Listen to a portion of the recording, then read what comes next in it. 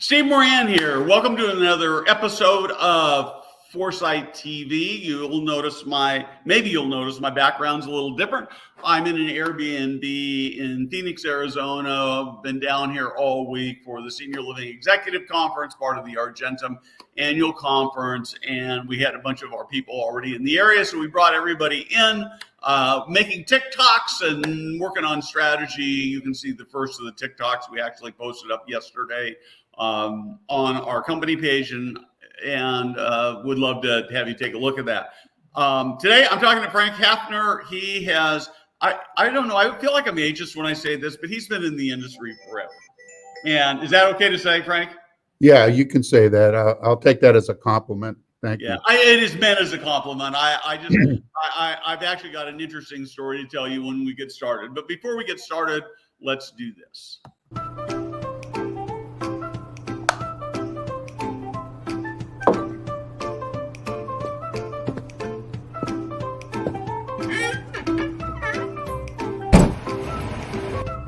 Hey guys, Steve Moran here.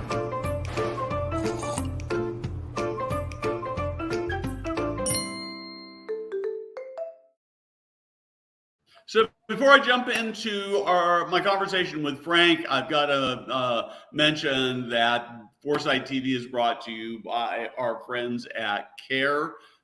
They, as always, blew it out of the park this week at the Senior Living Executive Conference. They and a number of other people sponsored a night at the Arizona Diamondbacks baseball game where, Frank, this will probably make you happy. The Dodgers trounced the Diamondbacks.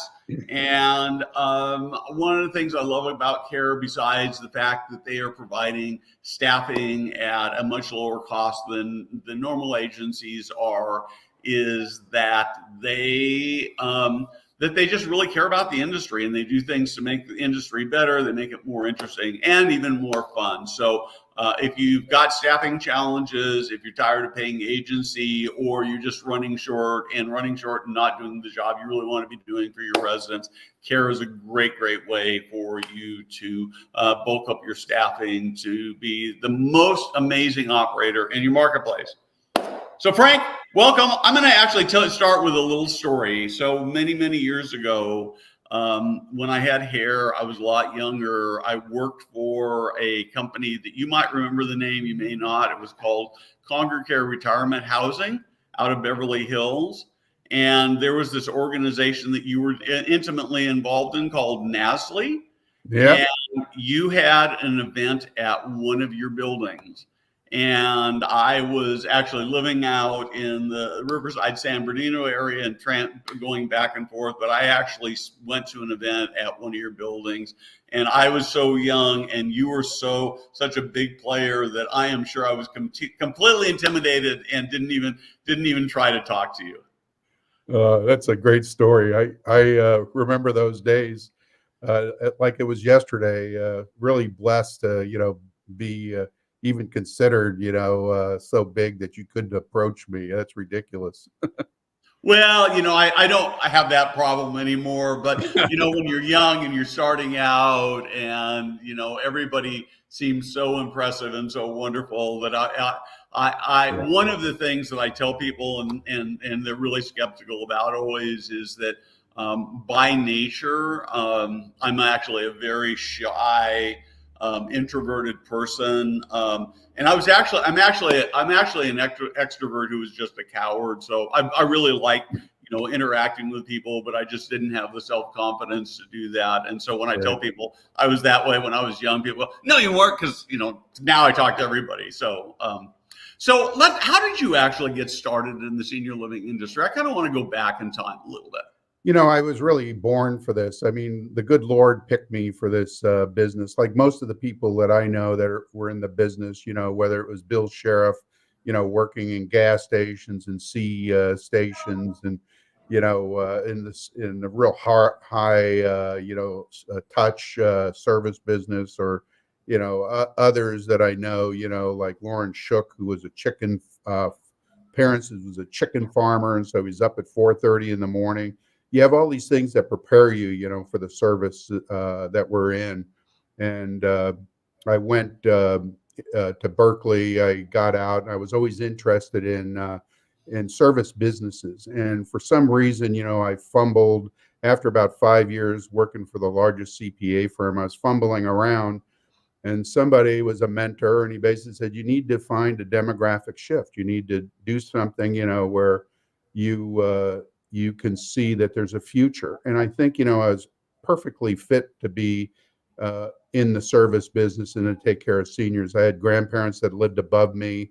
I had grandparents that lived 2 doors down from me. So we really had a family enriched background when we were growing up, and I had aunts and uncles, and so that was really my core. And then when I started getting involved in it, I had a lot of institutional capital. I was very fortunate that a gentleman, Pat Crewer, was able to give me $60 million, and we built 7 projects from scratch. Probably one of them you were at was Ocean House, that we actually bought on the beach in Santa Monica and did a complete renovation. But I was very, very fortunate that I had people like that in my life, and it's been humbling, to be able to spend four decades and to see. I have an older son who's 45. He went to Johns Hopkins. He's committed to the business and to the service, that we've been called for. And so it's been a great journey for us, and I'm humbled that I still get to do something that I really love.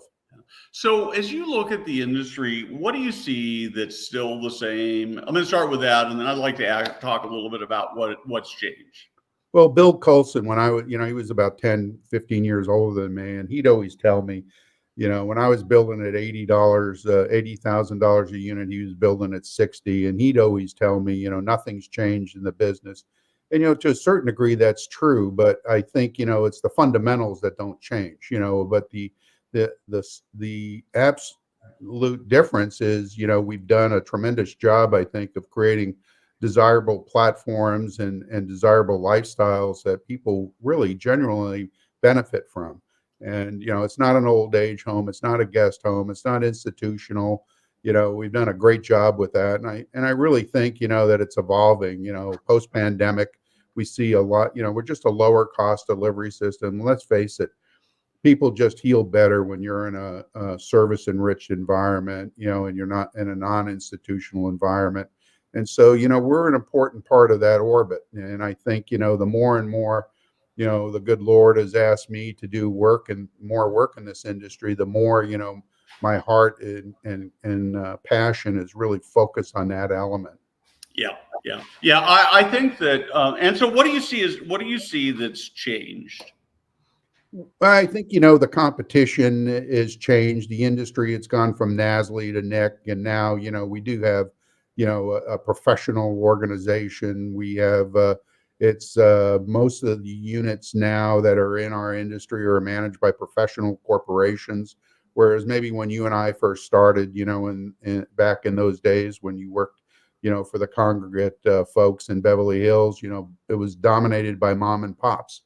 And so now, we have standards, you have career paths.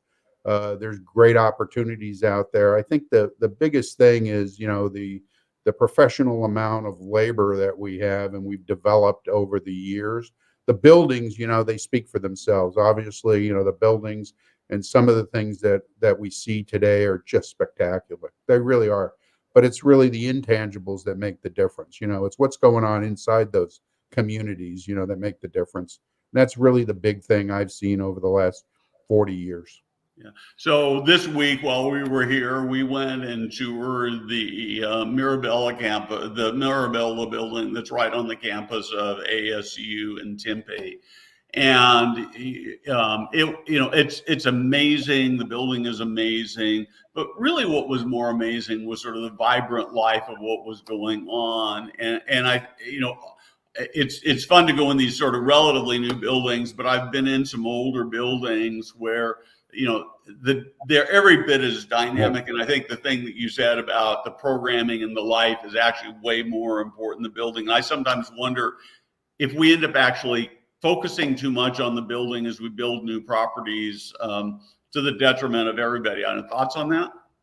Yeah, we've We bought a community that was under development by a neophyte developer that was he thought senior condominiums in Tarzana. So the common areas were very small. We could move some of the things around. And this was, about 15 years ago. And what we wound up with was a very efficient common area and core. But what it really did too is it kind of forced socialization in an intimate Yeah. environment, because the dining room, you couldn't get lost in it. You'd have to sit with a friend. The residents would gerrymander some activities in the private dining, and there was just more interaction. And I think that, in a lot of the new buildings I go to, you kind of get lost, and you always go, where are the people? So I think, we've overdone that. And, when you look at people and the way we socialize as families, we socialize in intimate environments. They tend to be smaller. Memory care in particular, I like to call it cognitive enrichment. I really don't like the choice of the words we use sometimes. Assisted Yeah. living, memory care is sort of negative connotations to certain people, probably the majority of people that think about our communities. But those neighborhoods are intimate. We don't have no hallways. You basically come out, right out of your suite, and you're right into the action. And so you're never alone. You're always with people. You're always have that family feeling, and I think that's really important. It's critical. So I really like this as a theme. I have a shirt tail relative who was living in one senior living community where the experience wasn't terrific, and so he made the decision to move. And he was, like I say, very shirt tail. I actually went over and had lunch with him at the old building, and I've been and visited the new place. And in terms of the buildings, they're very, very, very, sort of the quality is very different. Although the one he left is maybe 10, 15 years old, so it's not like super old.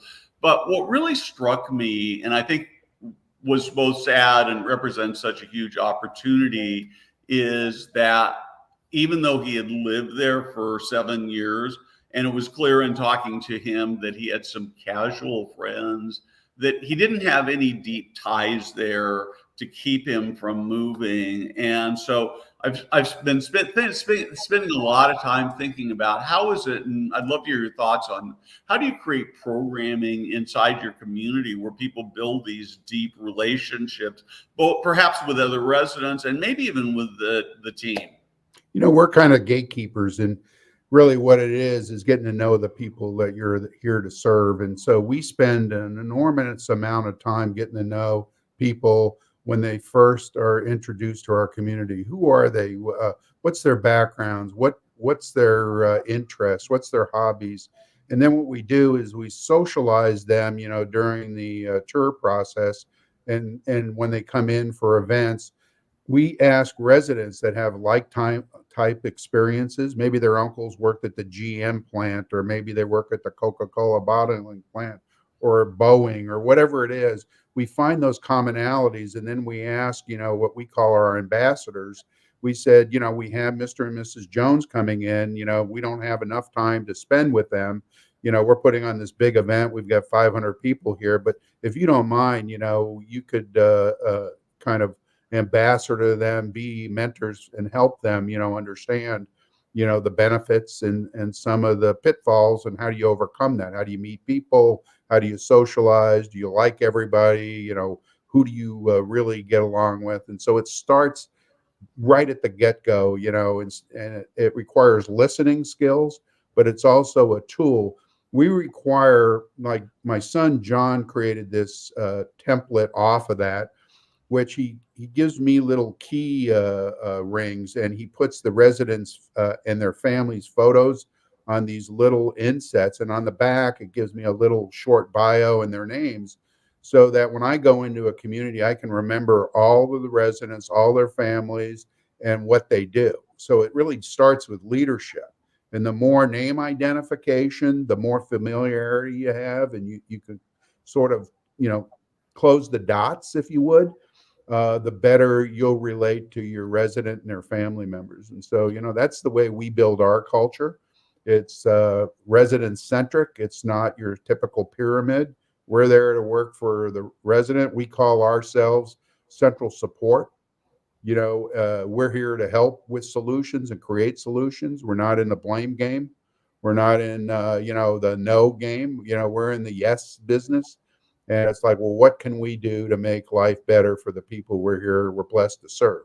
Most of these people are extraordinary people. They live, 8, 9 decades on the planet. They have unbelievable backgrounds. And, when you get to know them, you appreciate, it's like your grandparents, the wisdom, the knowledge, the experience. And so it's trying to bring that out and make that part of the community, versus, just the docile places that we saw, when we first got involved in the business, 4 decades ago, where we just saw people, just sleeping in a chair or something, and they weren't engaged. So, the engagement, thriving and flourishing is a big part of our culture. Good. So you really said 3 things that just warm my heart. And so I'm going to take each one of them one by one. The first is, not quite in the order you gave them, but the first is that you're in the yes business of yes rather than no. I'm always struck by, and it's not just a senior living problem, right? It's a business problem, how people are more inclined to say no rather than yes, even when the request is so simple. So I guess my question is sort of, how do you build a culture where everybody thinks yes instead of no? I think it's the way, you are as a leader, and the way you groom your leaders and your bench support. If people are there and they're negative all the time, and, big corporations, tend to build in this infrastructure where everything is no. We sold 3 projects to a major company. I'm not going to mention their name, but, when they first went public, and they changed everything. They basically said, instead of, our menus were always tailored to what people ate. And every one of our communities, I don't care what they want to eat. It's like, I've got recipes, I've got menus, and I'm willing to change those and modify those for each resident, grouping. And I'll have food committees and things like that. And we're there to serve. And if you have a better recipe for whatever it is, bring it up and let's try it. And let's have the residents try it. That's a dynamic environment. And so that's one example. But when your staff sees that in action, they see higher customer satisfaction, higher family satisfaction. And that's the mother's milk of what we do. That's really the ultimate. If you want high resident satisfaction, high staff satisfaction, high family satisfaction, just create a yes culture, and you'll see, people in our industry are really, really warm-hearted people. Generally, people that work in the senior living environment are really great people. And so it's our culture to encourage them. We don't use negative words. We're not there to blame. We're not there to, reprimand. If we have a system that helps them and creates more efficiency and more satisfaction, then use it. If it doesn't, let's talk about it and let's modify it and change it. Now, I love this so much, because when you start being the community that's known as yes, people start telling their friends and their family members about what a great experience. Your team member starts, because I assume this yes applies to your team and how you interact with your team as well as your residents. Of course. And it's the same thing. We've hired people in job classifications, and then, I'd meet with the executive director or department head, and they'd say, Mary or Christine would like to move into this area. And I go, really? I didn't think that they had that capability. And then after they moved them and they trained them, a lot of these people just flourished. I mean, they did tremendous. And my perception of them was entirely different than the reality of, what they like to do, what they were good at. And so, that's part of it is, you play with the strengths, rather than be a systems coach, and say, it's my way or the highway. It's like, let's figure out what strengths you have, and let's work together as a team and see if we can complement, the team players. You're not going to get a chef to be an accountant. You're not going to get an accountant to probably be a marketing person. but they all interface with the residents, Yeah. even accountants and family members. And so there's a culture there that we need to create, and it's creating a positive environment in the service business is Yeah. crucial. So I love this so much. I'm going to embarrass Jada, who's behind the scenes here a little bit with us producing the show today. So when we're all coming together, and we decided we wanted to make TikTok videos, and we sort of knew that Jada, really likes TikTok and social media. And so we went to her and said, okay, come up with a list of TikToks that we can create while we're in this place. And we just saw her shine because we gave her opportunity in a way that I am just glowing from, and that the industry will be better for it. Everybody will get to see how fun. And so, I really believe in that. The second thing that you keep talking about that I find really unique is it seemed clear that you spend a lot of time in the communities. Yeah, well, that's for me. That's it's always been a hobby, to tell you the truth. I just love being around the residents. I don't even look at it as work.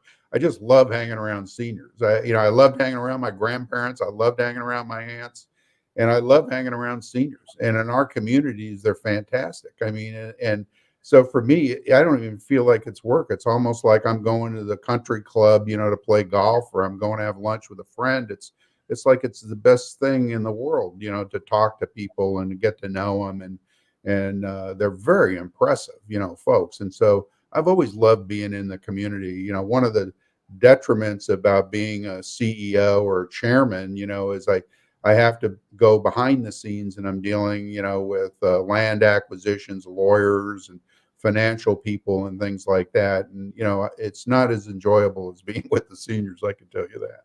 Yeah. Yeah, and even as a writer, thought leader, I try to get in a bill community or two every month, because I feel like it makes me understand. I spend a lot of time talking to people who are working in the industry, but understanding what the residents are thinking and feeling and experiencing. And to me, it feels so good. When we were down at the community yesterday, or on Wednesday at the Mirabelle, we went in to visit their memory care, and there was a wonderful little concert going. And this woman started looking at me, so I just went down and sat and held her hand, and it was just, you're right. It's not like working. So the third thing I want to talk a little bit about, and it's again something that we are really particular about at Foresight, is the idea of no blame. Can you talk a little bit about that? Yeah, I love that. No blame is really I'm a parent of 4 children. They're adult children. I have 9 grandchildren, and so the culture we want to create, and especially exemplify with the grandchildren, is positive. No, there's no blame. There's no shame. There's life is a learning process, and we make mistakes, and that's the way we learn. And if you're confident enough to talk about it openly, it can lead you to more solutions. And so it really is an understanding in a broader sense, which I think you get with age. You're less critical, you're just more supportive and trying to help people get to the right answer. And sometimes you have to go through trial and error to do that, and it's a process that I embrace. We love going into senior communities all over the planet. If you put me, I can only go to so many cathedrals. If you bring me to Rome, or you bring me to London or Paris or anywhere around the planet, I'm usually in a senior living community. I'll find one, and I'll tell my wife, I said, okay, I've done enough cathedrals, or I've done enough historic tours. It's time for me to go see senior communities. And it's amazing how you connect the seniors and the values, whether it's in China, whether it's in Russia, whether it's in the Middle East or Europe or South America. They're very similar, in terms of what they want out of life. They want health, they want their family, they want their families to be positive. And so that blameless culture, I think, is alive and well in most seniors, unless they have family dysfunctionality or some real pressing medical problems. that are borderline, really mental health problems. And there, even more so, you need to be patient and positive and create an environment, where you don't magnify that frustration. Yeah. Yeah. And I think that as I talk to so many people who work in senior living, particularly at the lower levels, executive directors, even, department heads and frontline people, too often hear people just feeling afraid in their jobs, afraid of their supervisor, afraid of the CEO, afraid of, multiple layers up. And it's really hard to be excellent at what you do when you're afraid. And so this is all just, like, it's like food for my soul.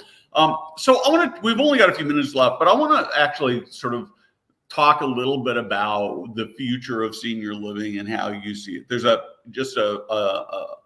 plethora of new technology that's coming out. We know there are a lot of us baby boomers who are aging into that, to being the ideal consumer for senior living.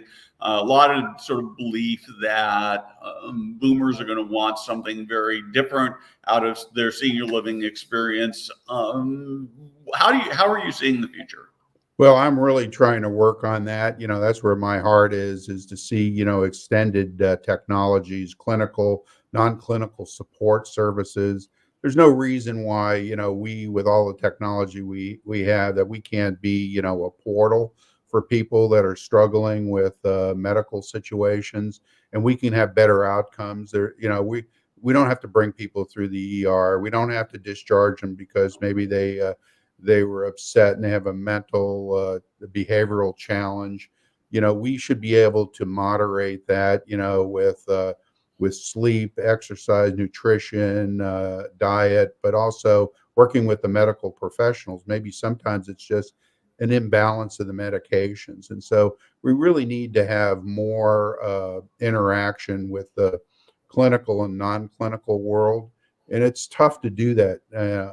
It's very difficult because, again, I went to 2 graduations of doctors that just graduated, and they were told at the commencement, they said, what you just learned in medicine and you took all this education is going to be out of date in the next 7 to 10 years. Yeah. And so things are changing, but it's very, remember, doctors today go 7 years of having rigid, post-graduation training and real institutional environments, and that system in and of itself doesn't lend to entrepreneurialism. We're working with a hospital chain right now in Florida.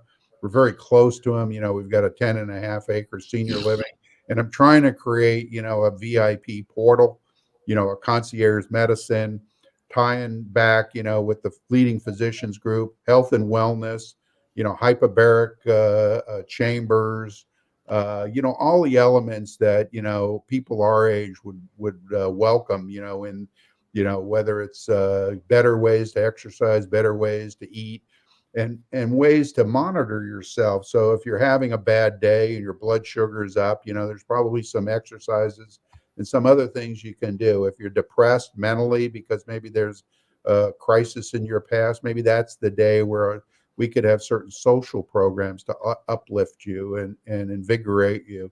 And so those are the things that, I'm really energized on. And I'm stubborn enough and persistent enough to, go up against those bureaucracies. I'm working on a project in New York City, very optimistic about it. New York is really an interesting environment. I think, at our last conference, I touched on it a little bit that you were at.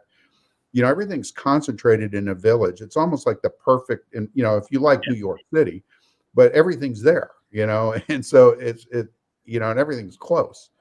And so there's no reason why you shouldn't be able to have a real integrated, delivery system. And if we're the ones that are the gatekeeper and we're really working the revolving door, if you would, these portals are wide open. There's no reason why we should be calling 911 for our residents. I mean, if we don't know they're in distress during the daytime and we can't call their physician, I think that we're falling short. And so those are the things where technology, we have behavioral monitors. We know when people are moving, in states that isn't normal. They're agitated because they're moving in the middle of the night, or they wet their bed. Those are the kinds of things that I think, can be very helpful for our staff. So this way we're not doing the old school way. Hey, I'll just sit an attendant there 24/7 and we'll watch them. That's not using the technology that's available. So I think we got a long way to go there, but I'm encouraged, because again, we definitely see better results when people, are discharged to our communities, whether it's IL and there's home health, even at end of life hospice, rather than, be in a hospital environment or maybe a skilled nursing environment. They're in a more residential environment Yeah. and their families are more comfortable. It's more, it'll bring more joy and peace, even in a passing, if you would. So what I love about this, Frank, is I'll write about this in the next week or two. Actually, Senior Housing News touched on it in an article today. Is that it's come out that Amazon and Walmart and some of these big conglomerates have tried to do primary care and have just failed and lost billions and billions of dollars. And to me, it's kind of humorous, because over the last few years, as we've been at conferences, there have been so many industry pundits who have said, we better get better, or Walmart or Amazon is going to eat our lunch because they're so much better at that stuff. And they would use as evidence these primary care clinics, which of course they failed at. And 20 years ago, we saw the hotel industry try to do senior living and fail at it miserably.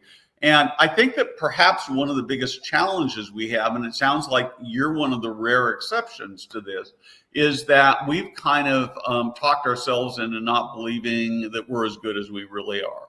And I think the truth of the matter is that senior living is amazing, that we're extending people's lives.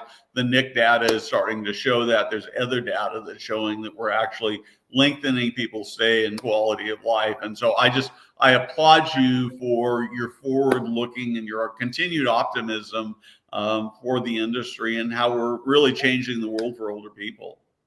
Yeah, it's a true blessing to be part of it and to watch other people around me that, started with me as assistant marketing directors, now are CEOs of major companies, and see that they have that same passion and their heart is right for what our calling is. And it really is an emotional thing. It's not just mental. It's not just going to the school of gerontology. It's not just a physical thing.